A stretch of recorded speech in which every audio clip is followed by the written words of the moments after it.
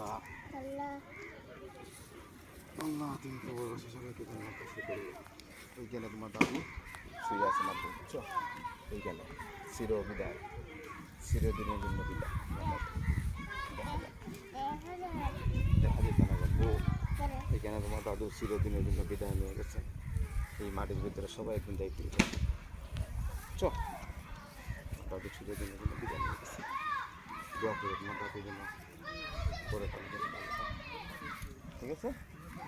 ওইটা তো ওই দুইটা হচ্ছে তোমার দাদুর দাদার কথা, ডানে গাছ এই দেখো। চল দেখছো তো, আজকে তো তুমি ঘুম থেকে উঠতে পেয়েছো, ঠিক আছে? না কিন্তু আর কোনোদিন হইবে না, তোমার দাদু তো পরকালের জন্য চলে গেছে, ঠিক আছে?